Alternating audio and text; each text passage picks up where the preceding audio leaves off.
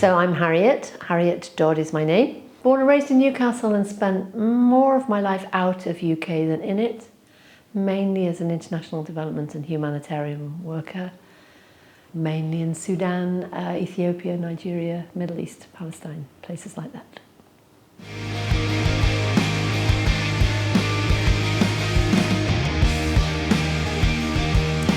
So TopHat Discovery is essentially a coaching business, but we offer what we say coaching-led services. And we talk about having 4 programs. So the first one is executive coaching, where we're working with an individual, and that individual actually might be in a group. So executive coaching to help people think through or work through changes that they want to make in their lives, their careers, their just being their best. One of my clients once said, I want to get out of this rut. So we spent a lot of time describing the rut and where they might go with it. So that's the first one.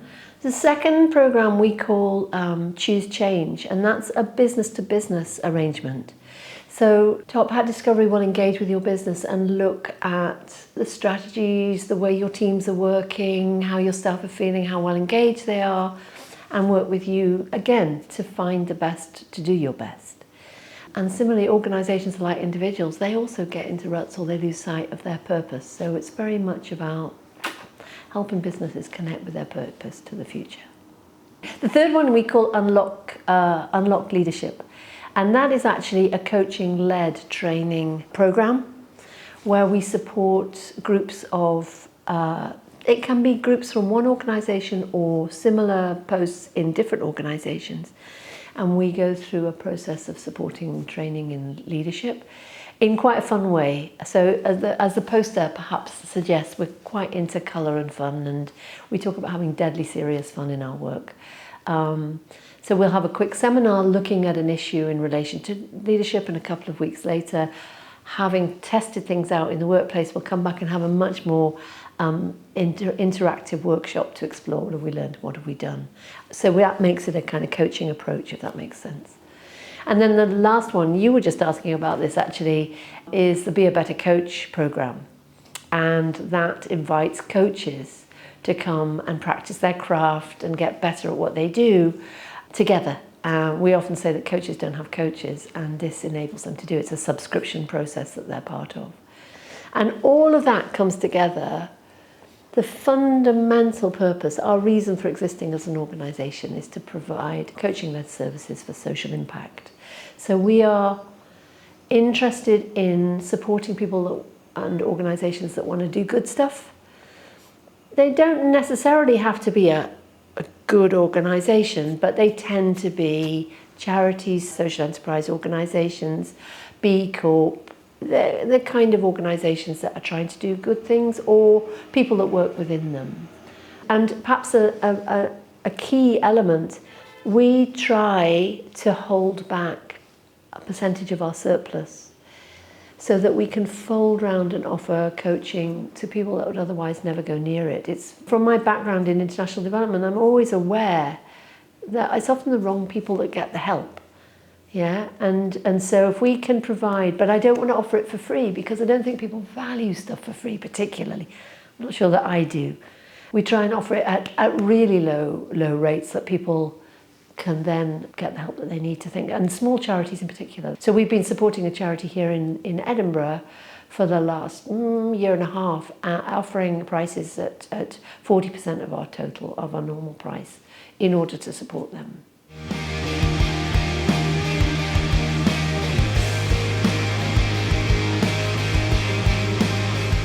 I first went to Sudan as an English language teacher in 1980, the year of the dinosaurs, right? And I actually never wanted to be a development worker. You know, now when people talk about having careers, I had no plan for a career. I was just living and doing. But at some point I came back to the UK and thought, I know I need to grow up and do something else, and I couldn't. I was drawn back. But the political situation in Sudan had changed very radically, and there was talk then in 1983-84 of the impact of the drought on the Horn of Africa. And I can't remember how the dates all aligned, but you remember Band-Aid and that whole Christmas, do they know it's Christmas and all of that strange stuff.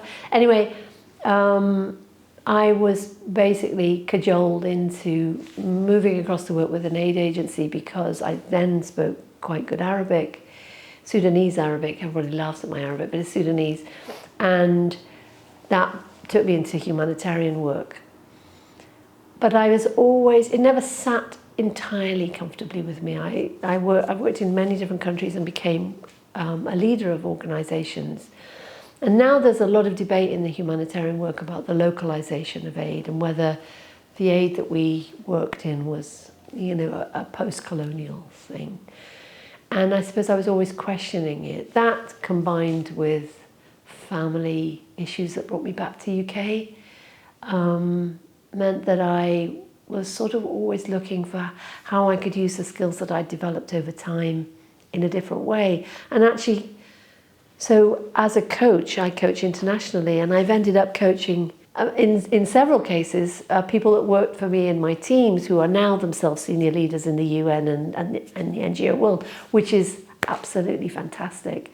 And so we have a beautiful way of perhaps exchanging, and actually the localization agenda that people talk about needs a global agenda where local is part. And I like to think that in coaching we offer, and one of my other directors is also an ex-international development expert, we can offer a broader view of what the world really needs us to be doing, I think. It's funny because as a coach, you're often working with your clients to say, what are your goals? And I feel a little bit disingenuous because I look back on my career and I think, did I have goals? Did I really? And I suppose, though, I had more principles than goals. I had two basic things. Whenever we used to have meetings or whenever we did things that were kind of maybe not direct work with the work, I would always say, what's it costing? Whose money is it? And how can we make the best use of it? So I suppose I always had a resourceful principle that this isn't our money, so we need to use it really, really wisely.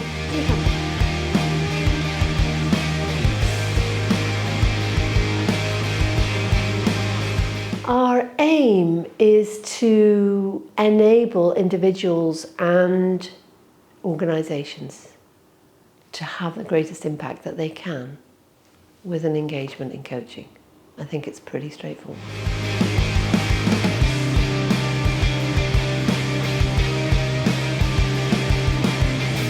I think there are two reasons. One, there was one really, really fundamental reason, is that I had registered my business in England and I wanted to register it in Scotland.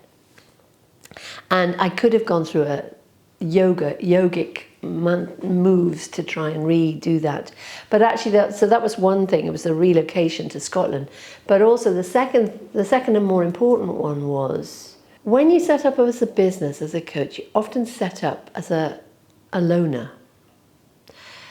I had done that, but with associates. So although I used to be called TopHat Coaching Limited, I never called it my name because I think if I was making bread and I set up a little shop, and there'd be another little shop next to me and another little shop, we'd all be selling bread, and there'd be Harriet's bread and David's bread and Stephen's bread or whatever it might be, and we'd all make a loss.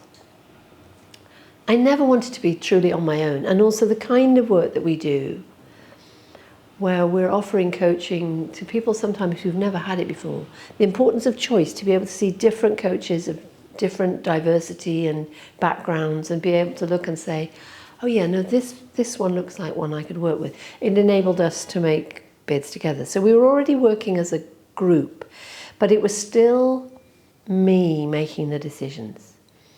And that's a dangerous place to be because you lose sight of what's possible. And so we decided, so I went back to the associates and I said, guys, it is okay, but I'd really like to be doing something more fundamentally socially directed. I was very interested and I still am, in the role that coaching can play in the climate crisis we share, but I see the climate crisis as being profoundly integrated with social justice.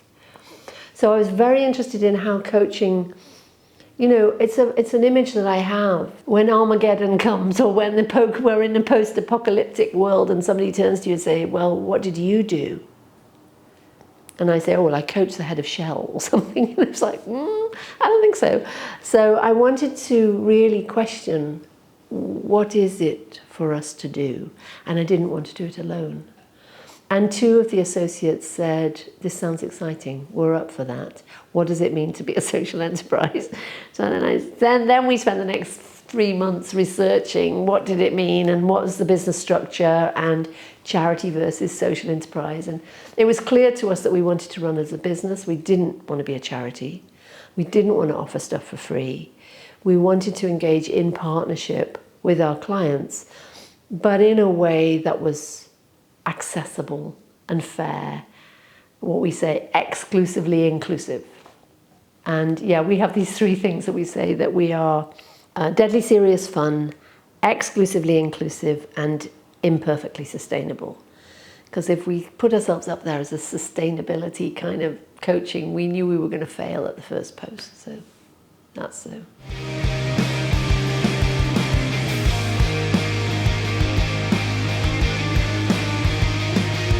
I would say that our key target groups and are our current clients. We work with international development workers. We've done a lot of work with people in senior positions in the UN and international development. We're also very interested in supporting charity sector workers, and that might be middle managers, leaders in waiting, and also their boards. In general, people who see themselves, whose work is intended to have social impact. So we work with them to increase their social impact. Similarly, I've coached B Corp companies and social enterprise leaders. Sometimes people ask me, are you a life coach? And I would say life is always in the coaching, but primarily we are coaching into the professional space, looking at people's careers, their work in the workplace, their leadership capabilities, their business plans. But life is always there. So often with UN leaders, they're juggling how their children are growing up in third country locations, or whether their partner is managing, and that affects their ability. So life will be there in some way. I would also say, so those are our key target groups. We have debates about whether we would coach people who are not working in a sector that might want to have social impact. And then we would have a more serious conversation with them about why you come into coaching, and do our values align, and therefore are we ready to work together. And I think anyone who's a serious coach is going to have a good conversation with whoever comes before them to see, are we a good fit? Are we in the same place? And at any time in our coaching, we always say that if you come across something that you think, oh, that's not working for me, we'd be really disingenuous if we didn't say out loud, I find that difficult, and discuss that and work on it, because it could be something that that person wants to work on, or it could be somewhere where you just like you've reached a fork in the road, and that's okay.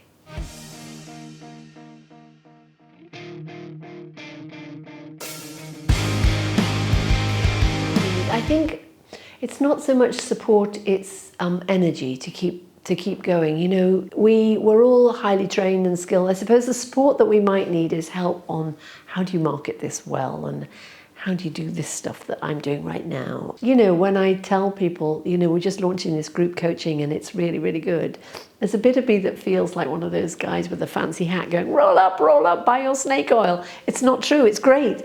But there's an inner bit of us, and I think it's probably true of lots of small businesses.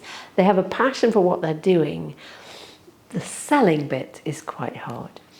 I have no shortage of people saying, I can get you 50,000, you know, leads in the next 2 weeks. I don't trust them particularly. You often have to decide. We've had some fantastic support from the Business Gateway, and there's a lot of amazing free stuff actually available, especially in Scotland. It seems incredible. Support to joining seminars where you can decide which bids do you go for, which bits of business do you chase. And the fact that we are 3 directors, we meet every week and we test each other all the time. Is this good use of our time? Is that helpful? So I think We got the funding from Business Gateway, which has been really great and has enabled us to do this, to put the banner together. We're going to be doing the stand at the Scottish International Development Association, so if anybody's along at that, please come and see us. Having those kind of opportunities to speak and to have fun and to engage with people, and people don't always think about coming to coaching when actually it can be incredibly helpful. Or they think, oh, it's going to be terribly expensive, and I always say, do not let money get in the way of a good decision. Come and talk to us, see what we can do.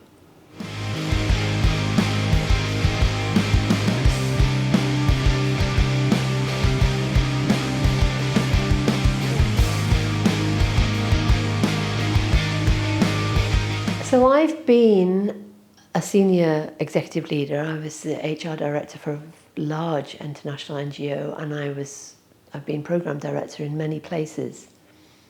And it can be quite lonely. You have ideas, you can be a bit afraid of making mistakes, and you probably don't get the feedback that you need. And yet you have immense talents and skills. And I didn't get a coach until I was quite a long way in my career. And I found it absolutely transformative because they didn't tell me the answers. They questioned mine. And I think we have public lives. We're very good at our public faces, and we have private lives, but we also have secret lives. And what the coaching space enables you to do is to bring all those lives together and say, so what? What is really happening for you? And I once coached someone actually who was a senior leader in an organization, and I've told many people the story because I think it speaks volumes. He was a senior project leader in an international organization, and he was quite frustrated, and we worked around a number of his frustrations, some life-based ones, some about his future, and we used techniques which enabled him to think about his situation from different perspectives. And at one point I said to him, you know, I've been thinking about this. What's the return on investment of coaching? And almost without taking a breath, he said, in my case, 40,000. I said, what? So $40,000? And he said, oh yeah, easy. So I said, one, I'm not charging you enough. Secondly, I said, how did you get there so fast?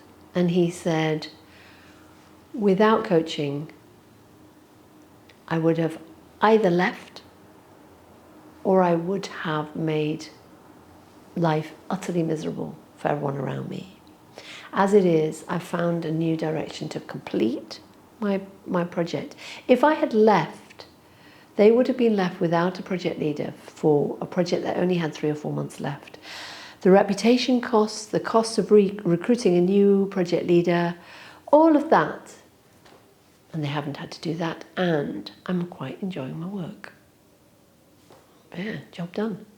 I've looked at staff engagement. Staff engagement in Britain is one of the worst in the world, right?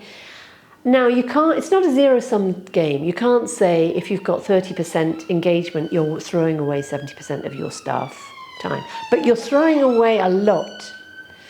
And what coaching really can do is, it doesn't necessarily, it's not a magic wand. It's not going to magically re-engage all your staff. But it enables a process for individuals to come either to terms and reconnect with their work through new purpose and meaning, or leave. And it used to be a thing when I was a facilitator as well, before being a coach, and people used to say, well, you shouldn't be giving training because you give training and then they all leave. And I was going, you want them to stay untrained? This isn't a prison. You need discretionary effort from the people that work for you, and you're not going to get that with training. You will get it with coaching.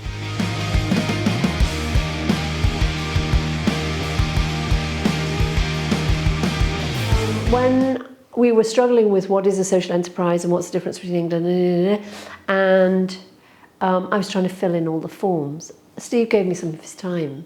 and help me go through what the answers might helpfully be.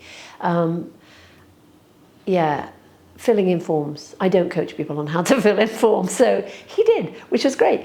And subsequently, I've recently had another meeting with him where we've been talking about setting up a network within Edinburgh Enterprise Network, which is for people doing sort of well-being and coaching and stuff like that. And I think because of the newsletter, I knew about the Shore, which is the psychology unit, and hopefully we're going to team up to pull together some kind of regular group. So that would be a support that I have derived from that. And then the get-togethers are always fun.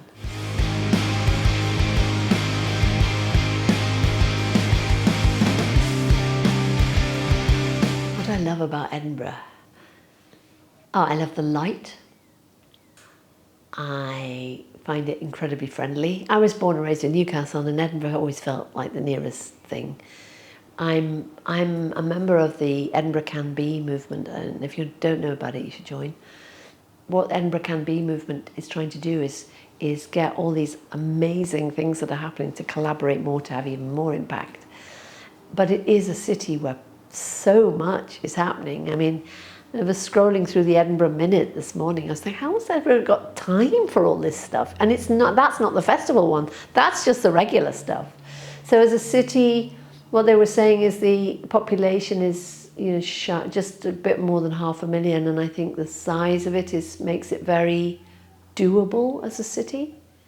I've spent time in Lagos, it's a different story, and I've spent time in London, it's a different story. These mega cities are not really good places to be, but Edinburgh feels very accommodating, and yet it has enough of an edge, I think, to be interesting. It's not a toy town.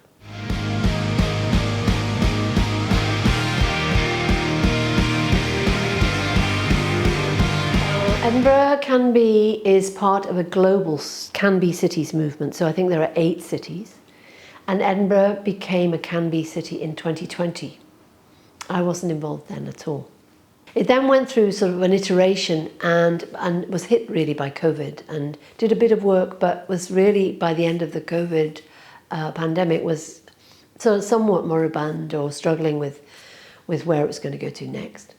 November 2023, we relaunched it with an invigorated approach, and essentially what it does is it's a movement, it's not an organisation, which comes with its own special challenges, but it's a movement that invites any individuals or organisations to sign up and join in order to find others with whom to collaborate.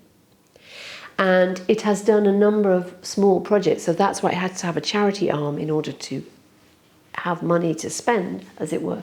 It did some work supporting businesses for good, and that became the Can Be 500 group, which is run out of the Can Be charity. It's supported some apprentice programs with the Cyrenians.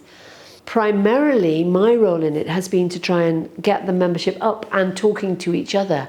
I sort of say it's like a Yellow Pages, and people say, what? Yellow Pages, remember them? We wanted to find somebody, you look them up on a Yellow Pages. So it was like a Yellow Pages to find each other and to have coffee and talk and to find, common spirits with whom to collaborate. More recently, and this is one for everybody to vote on, we've put together a small proposal to resurrect something that happened, I think, in 2020, called the Edinburgh Soup. And what this is it's a night where people come together, they buy soup, and they vote for 4 collaborative projects. And the winner will take all the money from the soup, essentially. It's very loosely how it works. And we're going to be launching that soon and getting people to put up their ideas, small ideas it'll be small money, but the idea being that it's something that can use to say, this is something you could use to collaborate, have fun with this and try. And my personal aim, and this probably comes from my background of, you have in Edinburgh a centre and you have the outside. And people say this in the festival all the time, it's the same people going to all the shows. But there has been some really great efforts to bring people from different parts of the city and take venues to different parts of the city. The same thing would be great with Can Be. If we can get, people collaborating on stuff from the outskirts that would otherwise other people wouldn't know about, build those bridges across the different parts of Edinburgh, that would make it a real. What I haven't said is really what it exists for. We basically exist to create collaboration to improve in 3 areas. One is to make Edinburgh a more inclusive city, so whoever you are, wherever you come from, you belong. To make it a more economically fair city. This might be the biggest challenge for Edinburgh, where there is vast inequality. It's the one thing I find difficult about it. And the third one is to make it a more environmentally sustainable city. So a place where nature can thrive and people.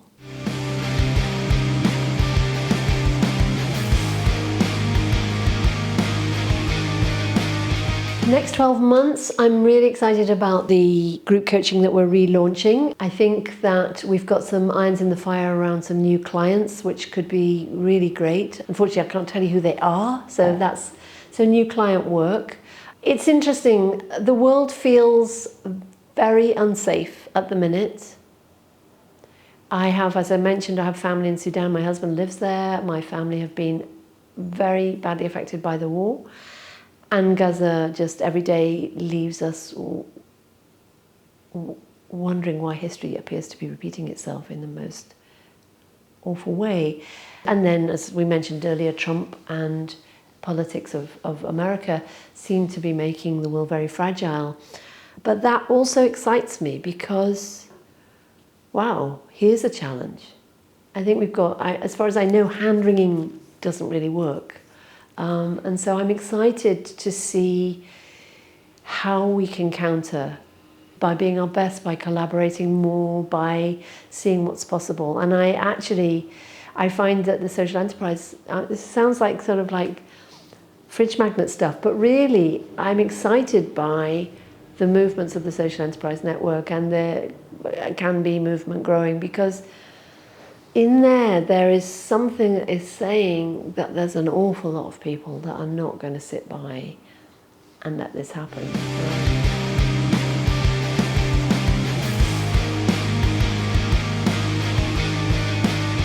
It's kind of the most human thing we can do, I think. So why is it important? Because it makes things happen that couldn't otherwise happen. So when we do team coaching, we have a key question that we ask when we're doing team coaching is, what is it that you can do together that you cannot do as a group or as one?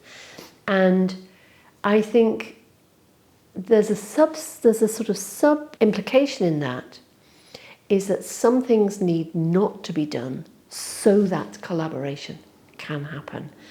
And for me, it's the ultimate social success. As we just said, we face all sorts of existential crises at the minute, and we will only get out of it together.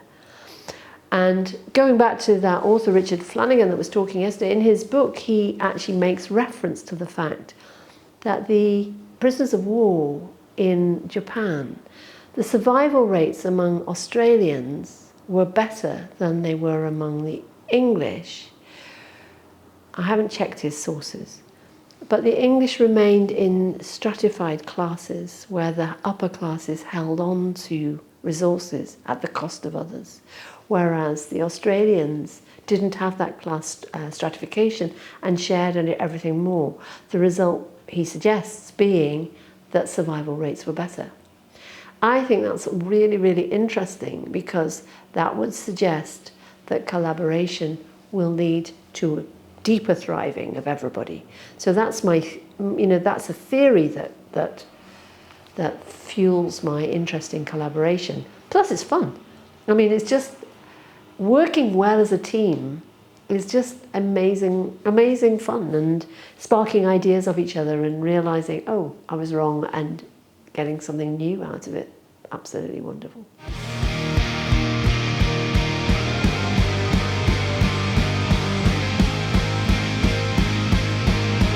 TopHat Discovery offers coaching-led services and coaching for social impact.